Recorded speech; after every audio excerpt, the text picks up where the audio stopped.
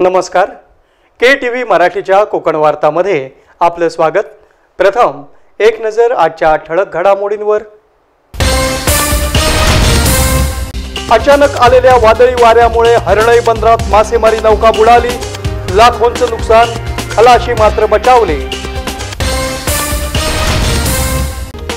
National educational and welfare society व जमियते उलेमाए हिंदच्या वतीनं करण्यात आलेल्या कोरोना योद्ध्यांच्या सत्काराबद्दल जिल्हा आरोग्य अधिकारी डॉक्टर बबिता कमलापूरकर यांनी दिल्या शुभेच्छा.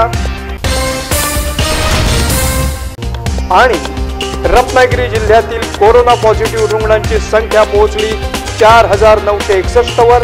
3060 जणांनी केली कोरोनावर मात. यानंतरच्या बातम्या अल्पशा विश्रांतीनंतर. समुंदर की गोद में पला है तू, अंगड़ाई लेते ही लहरें शुरू. आज यौवन की मस्ती छोड़, ले चलता हूं तुझे एक नए मोड़. आजा तुझे मां पुकारे अब, छेड़ देते हैं बीच से कुछ शरारत हंसी. गले लगा ले उसे ए फकीर, इंतजार कर रहा है तेरा तो. चल दे देते हैं उसे फसल की खूबसूरती तो. आजा तुझे मां पुकारे अब, मीलों आगे चलना है हमें. सिर्फ फसल नहीं, तेरे स्पर्श की चाह में बैठे हैं शहरों में भी कहीं. उनके मुख पे भी लानी है मुस्कान, उन्हें भी देनी है एक नई पहचान. आजा तुझे मां पुकारे अब. फिनोलेक्स पाइप्स पहुंचाए पानी को अपनी मां के पास. आणि आता वळूया सविस्तर वृत्तांताकडे. अचानक आलेल्या वेगवान वाऱ्यामुळे दापोली तालुक्यातील हरणई बंदरात उभ्या असलेल्या एका बोटीला जलसमाधी मिळाली असून मच्छीमारांचं लाखो रुपयांचं नुकसान झालं आहे.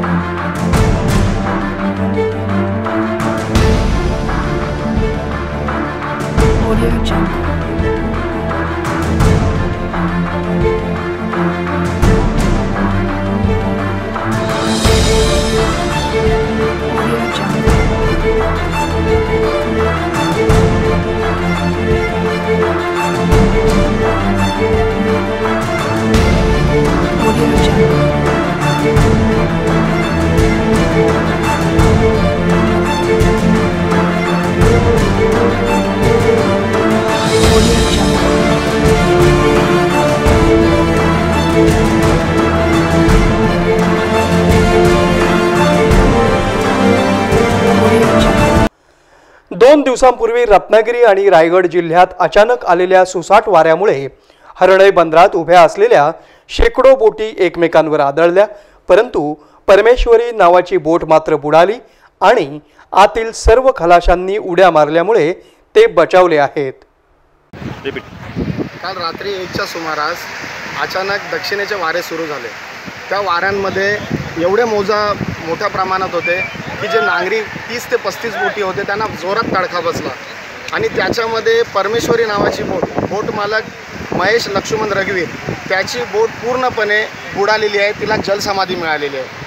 अशा दुर्घटना येऊन जाऊन सतत दक्षिणेचे वारे ज्या दिवशी होतात त्या दिवशी प्रत्येक दिवशी एक ना एक बोट हरणई बंदरामध्ये बुडते, तिला जलसमाधी मिळते. याचं कारण फक्त एकच की हरणई बंदरामध्ये जेटी नसल्यामुळे प्रत्येक होणाऱ्या वादळामध्ये इथे बोट बुडते. त्याच्यामुळे शासनाने मेहरबानी करून इथे जेटीचा जो प्रलंबित प्रश्न आहे तो ताबडतोब मार्गी लावावा. आणि दुसरा मुद्दा म्हणजे गेल्या 6 महिन्यापासून कोरोना महामारीमुळे जवळजवळ लोक पूर्णपणे मेटाकुटीला आले. त्यांचे धंदे बंद आहेत, व्यवसाय बंद आहेत, लोकांकडे जेवायला काय नाही. आणि त्याच्यामध्ये मागे जो 3 जूनमध्ये जो निसर्ग वादळ झाला त्या वादळामध्ये तर पूर्ण मच्छीमारांचा कंबरडा मोडलेला आहे. हे शासनाने प्रशासनाने आता खरोखर गोरगरिबांकडे लक्ष द्यायची वेळ आलेली आहे. असे हे प्रश्न प्रलंबित न ठेवता हे प्रश्न मार्गी लावावे आणि जो गोरगरीब मच्छीमार आहे त्यांना दिलासा द्यावा.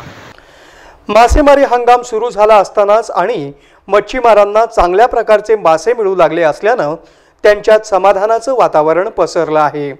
परंतु कोकण किनारपट्टीवर अचानक आलेल्या वेगवान वादळी वाऱ्यामुळे मच्छीमारात भीतीचं वातावरण पसरलं आहे.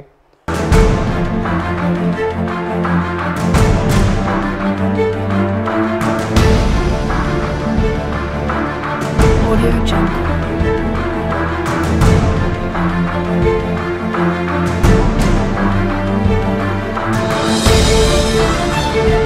Jungle. Audio Jungle.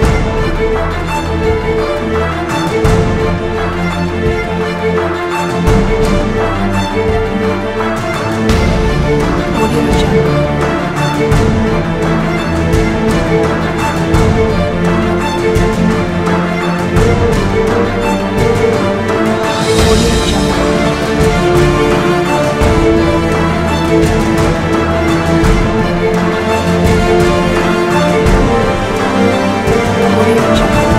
हरण इथं समुद्रात बुडालेल्या परमेश्वरी बोटीचं सुमारे 40 ते 50 लाखांचं नुकसान झालं असलं तरी बोटीवरील सर्व खलाशी मात्र सुखरूप बचावले आहेत. मत्स्य विभागातर्फे घटनेचा पंचनामा करण्यात आला. रात्री ठीक 1:30 वाजता माझ्या भावाची बोट बुडाली, परंतु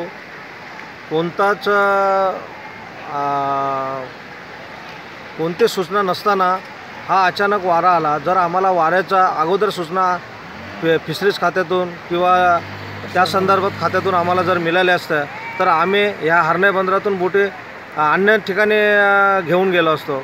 परंतु कोणतीच कल्पना नसताना 1:30 वाजता एवढा सुसाट्याचा वारा आला की हे बोटी एकमेकाच्यावर आपटून आदलून माझ्या भावाची बोट बुडाली व इतर लोकांचे सुद्धा भरपूर नुकसान झालं.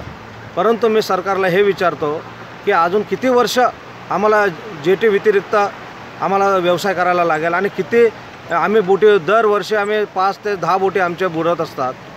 पण ह्या गांभीर्याने सरकारने विचार करायला पाहिजे. आणि जवळजवळ आता 40 ते 50 लाखाचं आता माझ्या भावाचं नुकसान झालेलं आहे. त्याच्यामुळे गव्हर्नमेंटने आम्हाला तातडीने मदत करायला पाहिजे, तरच तो उभा राहील. नाहीतर प्रत्येक वेळी निसर्गामध्ये आज 5-5 बोटी 4-4 बोटी बुडतात आहेत.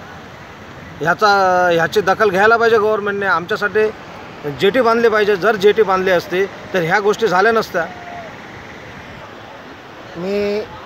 माझं नाव गणेश रामदास चौगले. मी प्रत्यक्षदर्शी इथे होतो. रात्री 1:30 वाजल्यापासून अचानक सुसाट्याचा जोरात वारा आला आणि ह्या वादळाच्यामुळे बोटी नांगरलेल्या असताना ह्या नांगरासकट एकमेकांवरती आदळून ही जी काही आज परमेश्वरी होडीची जर नुकसान झालेलं आहे हे अशामुळे अचानक झालेलं आहे.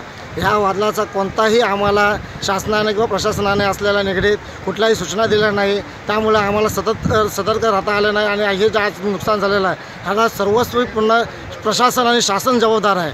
याच्या अगोदर आम्ही पूर्णतः ह्या बंदरावरती असलेल्या प्रसंगावर सर आम्ही लढाई करत आलो. शासनाकडे गेलेलो आहे. LEDच्या संदर्भात म्हणा किंवा प्रोसेसिंग टॉवरच्या संदर्भात म्हणा, इतर राज्यातील परप्रांतीय येऊन इथून आपल्या इकडं मच्छी मारून घेऊन जातात. आणि पारंपरिक मच्छीमार आधीच आम्ही मेटाकुटीला आलेलो आहेत आणि त्याच्यामध्ये आलेलं म्यार वादळ किंवा आताच थोड्या दिवसांमध्ये येऊन गेलेला निसर्ग वादळ हे अचानक आलेल्या वादळामुळे पूर्णपणे आम्ही मच्छीमार पूर्णपणे उद्ध्वस्त झालो आहे. परंतु शासन फक्त नुसतं आम्हाला आश्वासन देतो, काही लक्ष देत नाही. त्यामुळे आम्ही शासनाकडनं हीच अपेक्षा आहे की तुम्ही आम्ही शासनाचे किंवा सरकारचे आम्ही घटक आहोत. तुमची काही जबाबदारी शासनाची आमच्याप्रती काय आहे की नाही. National educational and welfare society Ratnagiri आणि जमियते उलेमाए हिंदच्या वतीनं रत्नागिरी इथं कोरोना कालावधीत कोरोना योद्धे म्हणून काम करणाऱ्या अनेक मान्यवरांचा सत्कार करण्यात आला.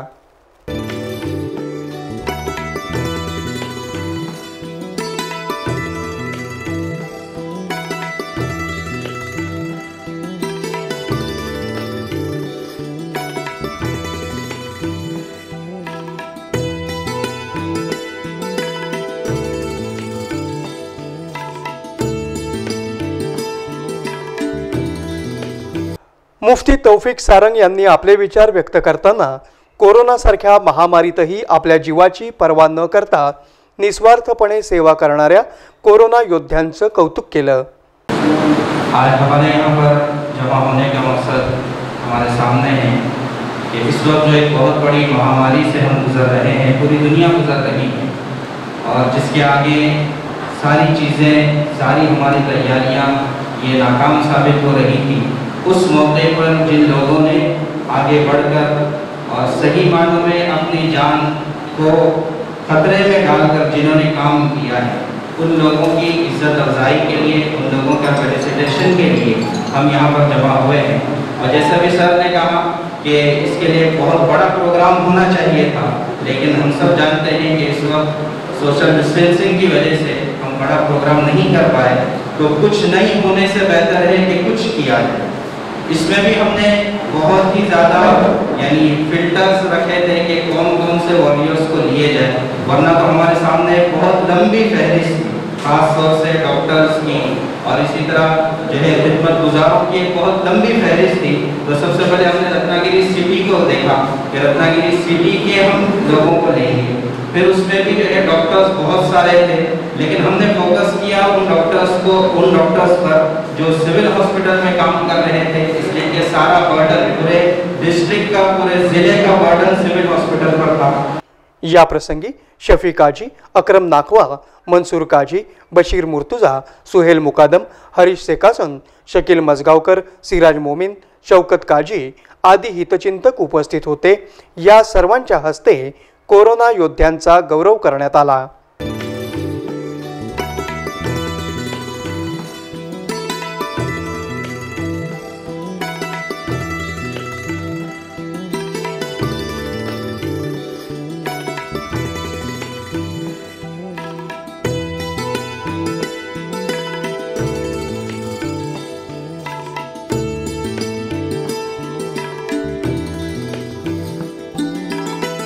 रत्नागिरी जिल्ह्यात कोरोना रुग्णांची संख्या दिवसेंदिवस वाढत जात असली तरी नागरिकांनी योग्य ती खबरदारी घेत काम करणं जरुरीचं आहे असं सांगून जिल्हा आरोग्य अधिकारी डॉक्टर बबिता कमलापूरकर यांनी घाबरून न जाता टेस्ट करून घ्यावी असं आवाहन केलं।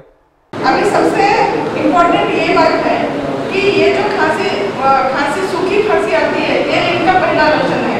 दूसरा है फीवर जब शुरू होता है तो अपने पास 3 से 5 दिन होते हैं। ये 3 से 5 दिनों में उनको डायग्नोसिस करना है, निदान करना है, डॉक्टर से जाके अपनी बीमारी जो है दुरुस्त होनी ही चाहिए। अगर नहीं होती है तो सस्पेक्ट करना है। ये बातें ज़्यादा जरूरी है। 3 से 5 दिन के बाद जो फीवर कोरोना का होता है उसमें सांस की तकलीफ शुरू हो जाती है। एक बार सांस की तकलीफ शुरू हो गई तो वो 10 से 15% के जो लोग हैं उनमें जाते हैं मॉडरेट बीमारी हो जाती है। फिर उससे और देर हो जाएगी तो सीरियस में जाते हैं 3 से 5% में। तो ये बातें हमको जानना जरूरी है कि भाई पहले 3 दिन जो है फीवर आता है, जुकाम आता है, खांसी आती है, तो पहले 3 दिन में डॉक्टर के पास जाना है, उसको दुरुस्त करना है। अगर नहीं दुरुस्त होता है तो जो भी आरोग्य के कर्मचारी हैं उनको बोलना है या डॉक्टर से संपर्क करना है। उसके कॉल सेंटर भी लगाए हुए हैं अपने पास, जिला स्तरीय कॉल सेंटर भी है, उनको भी फोन कर सकते हैं। National educational and welfare society Ratnagiri आणि जमियते उलेमा ए हिंद तर्फे कार्यक्रमाला प्रमुख पाहुणे म्हणून उपस्थित असलेल्या जिल्हा आरोग्य अधिकारी doctor Babita Kamlapurkar, civil surgeon doctor Ashok Bolde, doctor Sanghamitra Phule यांचा सत्कार करण्यात आला।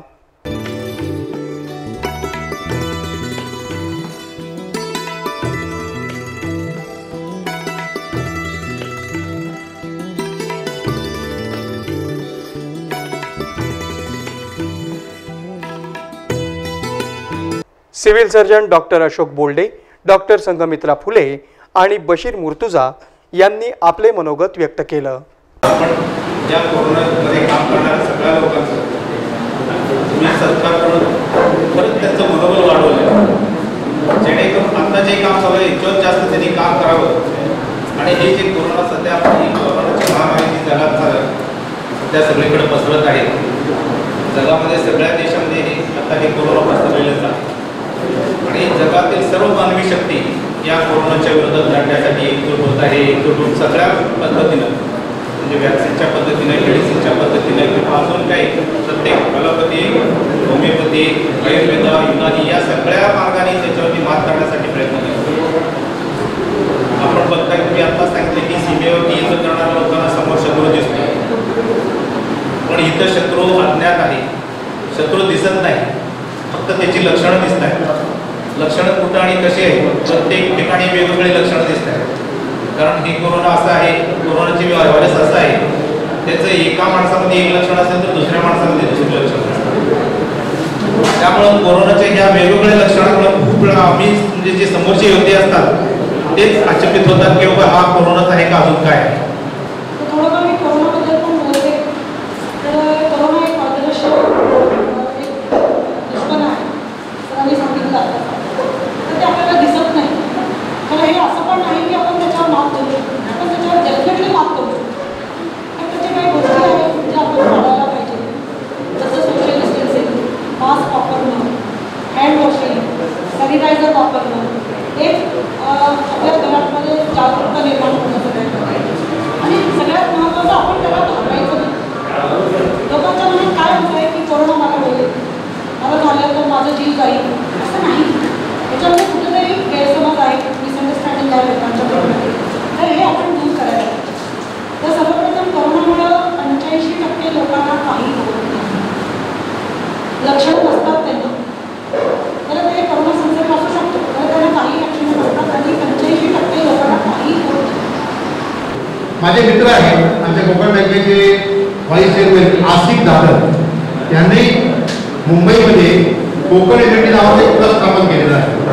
आणि त्या कोकण युनिटी ट्रस्टमध्ये या ठिकाणी त्यांना मी ज्यावेळेला मनसूर भाईंनी मला फोन करून सांगितलं की मी कार्यक्रम करतो, मी त्यांना फोन केल्यानंतर त्यांनी त्वरित सांगितलं की मी या ठिकाणी तुम्हाला PPE किट पाठवून देतो.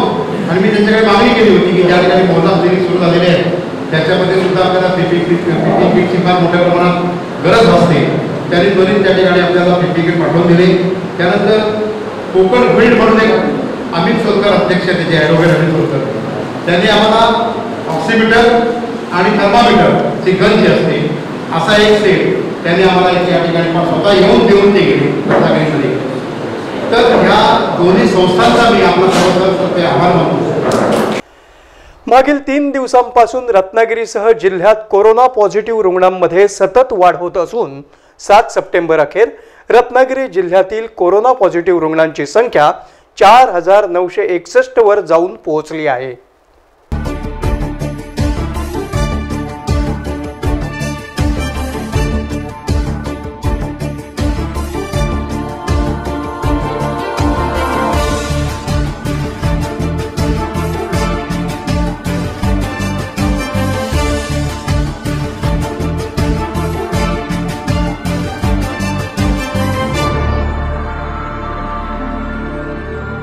मागील 6 महिन्यात 149 जणांचा मृत्यू झाला असला तरी 3060 जणांनी कोरोनावर मात केली आहे.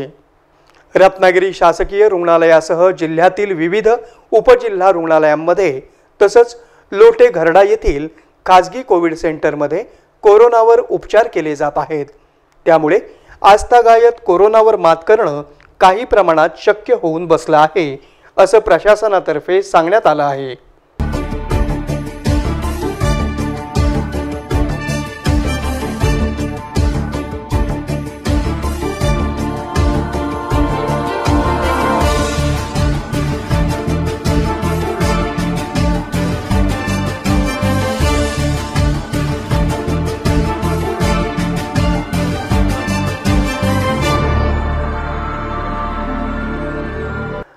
मार्च रोजी लावण्यात आलेल्या जनता कर्फ्यूमुळे आणि त्यानंतर सतत काही महिने सुरू असलेल्या लॉकडाऊनमुळे रत्नागिरी जिल्ह्यात कोरोनावर नियंत्रण मिळवणं काही प्रमाणात शक्य झालं आहे. परंतु ऑगस्ट आणि सप्टेंबर महिन्यात मात्र रत्नागिरी जिल्ह्यात कोरोना रुग्णांनी उच्चांकी गाठली आहे. पुन्हा एक नजर आजच्या ठळक घडामोडींवर.